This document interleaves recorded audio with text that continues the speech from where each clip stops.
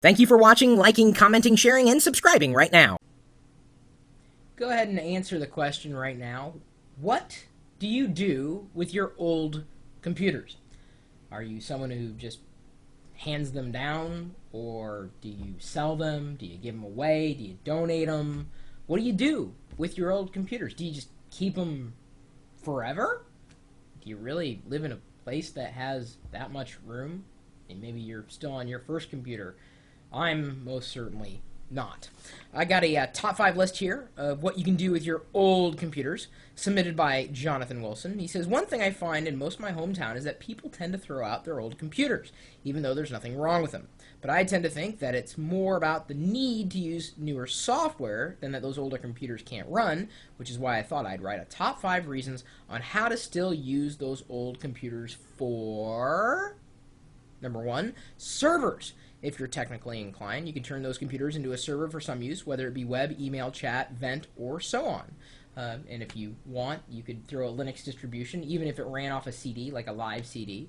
It would make a wonderful, even file-sharing server, potentially. And that leads into number 2, storage. Instead of having to worry about losing all the files, you could set up the old computer as kind of a backup computer. Install Windows on it maybe, and share a few folders, then copy all the files to it on a daily basis over the network. That way you never have to worry about losing data since it's in a central location. Number 3, DVR. Depending on how old your computer is, you could always put a cheap TV tuner in another port and then hook it up into a TV. You could also use it for time shifting your favorite shows if you watch them live through the computer. Number 4, virus protection. If you are afraid of getting viruses on your computer, try using the old computer with the operating system that can run the best on it.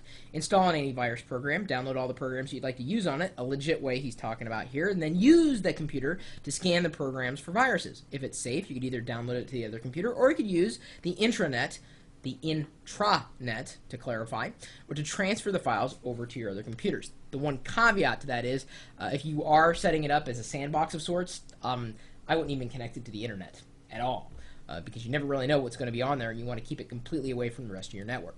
Number 5, streaming. If you're interested in streaming live over the internet, then you can get a webcam that is compatible with your operating system you're using, and use it for streaming. That way you aren't using up all your resources on your newer, faster computer. He throws in a bonus here. If you have young kids in school, you can use the older computers for teaching them how to use the computer skills for when they get older, for letting them play around with it, let them how to figure out how to use it. That way, if it gets messed up, you don't have to worry about all of that important stuff being lost. So, these are really good ideas. What you might be able to do with something that, may seem less useful. For me, it's either giving it to a family member who may need it, or in the case when I have a surplus of PCs, you know what happens. I do giveaways, and I think we have a giveaway coming up. When is it? On the 29th? I forgot. I don't know. We give PCs away so regularly around here, I've kind of lost track. So anyway, just interested in what you guys think about this.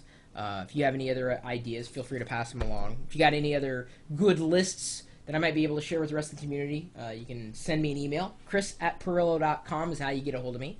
And you can normally find me sitting here working. Yeah, I know, I'm boring to watch when I work. But I'm doing some interesting things for the rest of the community, believe it or not. And you should believe it. And I've talked about it before, and I'll talk about it again. But if you want to talk tech with the rest of us, you're free to join us anytime, day or night. 24 hours a day, 7 days a week. That's, pretty much day and night.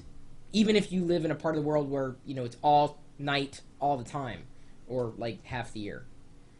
Anyway, as long as you have an internet connection, you can get over to us at live.pirillo.com. We'll see you later.